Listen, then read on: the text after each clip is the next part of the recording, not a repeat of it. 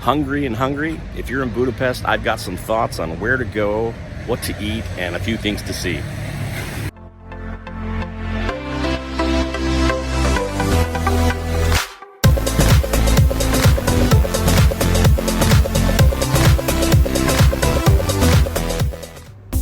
Budapest is the tale of two cities.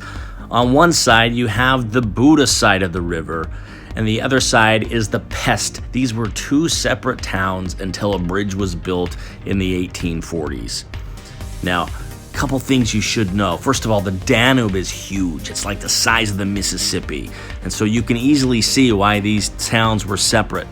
The Buda side, that's the slower paced side. It's the side where there's the big hill. It's on the western edge.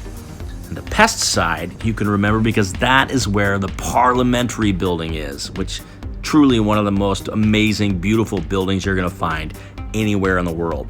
The Pest side also has more of the nightlife, more of the shopping. It's a little bit more vibrant. Now, as you walk around this town, make sure to spend some time in the evening hours and in the nighttime. This town comes alive, and the beauty when they turn on these lights is unbelievable. It's a decadent view. You're going to want to see it. You're going to maybe want to take a river cruise. You're going to want to go to the top of the Buda Castle and look around.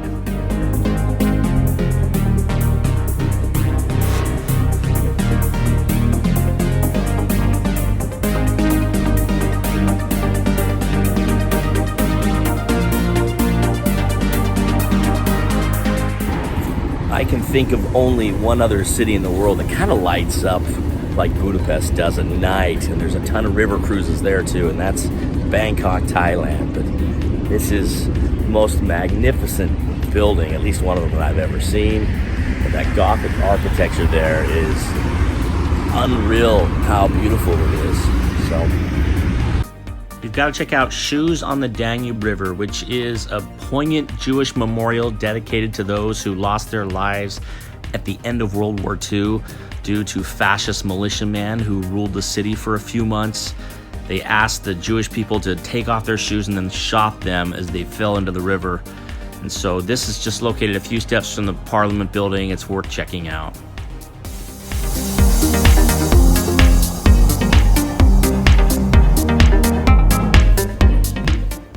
Váci utca is the main shopping district in Budapest. This is a street. It goes on for about a mile. You'll find all sorts of high-end shops, all sorts of souvenir shops, and various restaurants right along this way.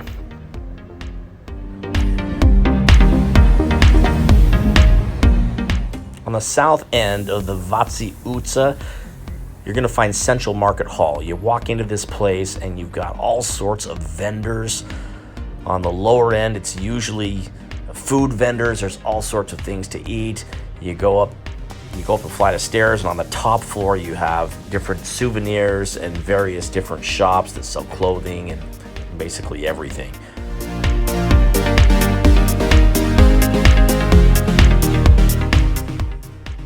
So I was pretty hungry. I wanted to try an authentic Hungarian dish. Now, all my life, I have heard of goulash, and I've had goulash.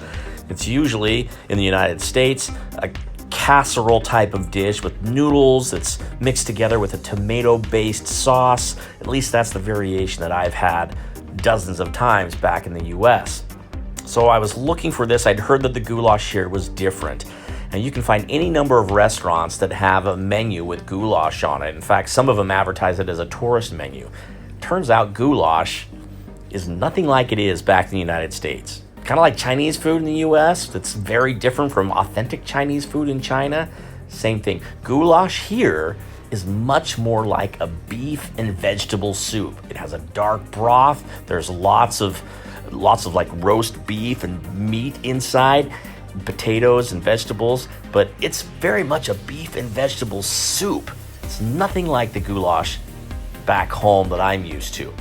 In the meantime, there's another dish called chicken paprika.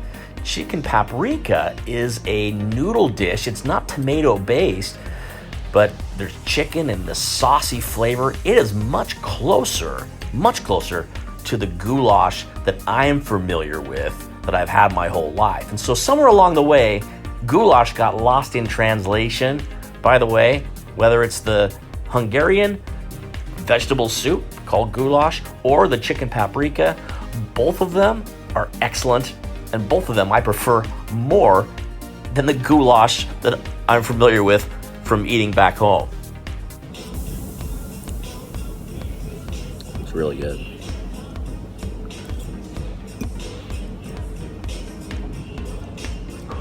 That tastes a lot more like real goulash.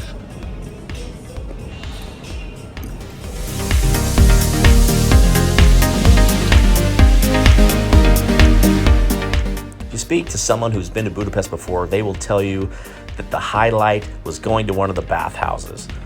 This place was unreal. As you approach this building, it's almost like it's some sort of government building, like you're going into a courthouse or something. And sure enough, you go in, you get a locker.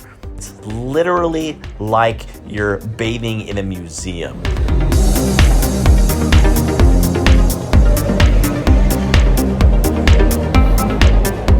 I got there at the crack of dawn. It was 6 a.m. Already this place was busy and there were dozens of people there, mostly older people.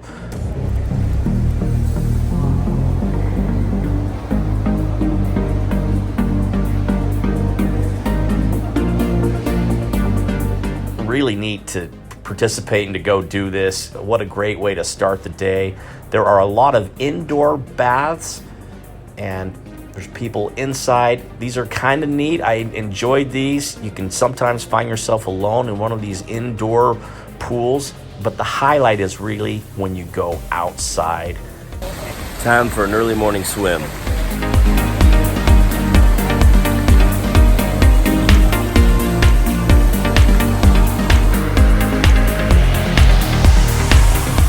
The view and the building here, it's like a palace or a museum, as I just said. It's kind of a cool experience. You find a number of fountains and you can really enjoy yourself. The water is hot, but not overly hot like you're gonna find in a spa.